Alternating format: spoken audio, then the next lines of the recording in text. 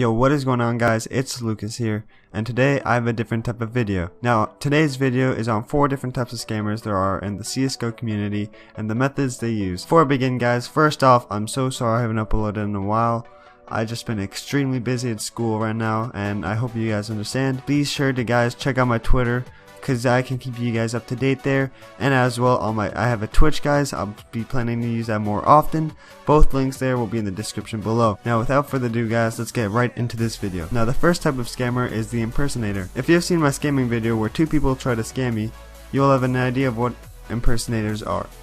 Impersonators are basically just fake accounts impersonating others that have huge inventories in CSGO. In the description of their profile, it will usually say something like, "This account is for trade negotiation only." There will be then a link saying something like "my vault" or "my storage." Personally, guys, when these people send me friend requests, it is pretty easy to tell if they are impersonators. I immediately just ignore the friend request. If you think they are, do not waste your time with them, and just ignore or block them as well. If added, these guys will just keep on insisting, and a lot of the times want trades with a middleman. The middleman is usually a friend of his also impersonating someone else. Now, the second type of scammer is the middleman. Middleman scams only happen really one of 2 ways. Once you've negotiated a trade with someone else, and if they are scammers, they will ask for a middleman. Now, they will either ask you to find a friend, or they will look for someone with a high esteem reputation that could be the middleman.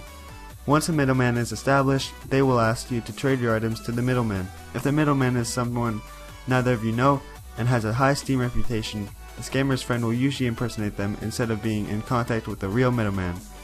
From there on, they will insist to trade. If this happens, I urge you to look up the middleman's team reputation and then compare both profiles together of the scammer and the actual middleman. Now, the other way is if the middleman is your friend. The scammer will usually have a friend that would simply impersonate your friend. This is fairly easy to catch, however, if you are careful. The third type of scammer is one that requests to make sure that the item isn't bugged or glitched. This scammer will usually add you, and once you've negotiated a deal, they will proceed on asking you to make sure that the item is not glitched or bugged. These scammers usually trade with OP skins or with money.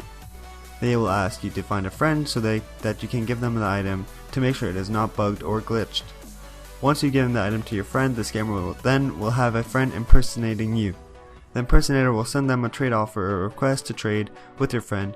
In cases like these, make sure you and your friend are communicating a lot so you both know what's exactly happening. Now, the final type of way is through OP skins. These scammers will usually say that they have a lot of money on their OP skins account. They are almost always fine with the trade you off, obviously only if it is somewhat fair. They will ask you then to read their trading rules before continuing the trade. The rules that will ask you that you send them the item, and they will counter it with the item they bought off OP skins in the trade. This scam as well is very easy to avoid. Now, guys, I hope you did enjoy this video, and remember, this is my 4 most common ways. These are people that try to scam me through these 4 ways, and these have been the most common towards me. So that's it, guys, for the video, and remember to be careful out there for scammers. Anyway, guys, this is Lucas.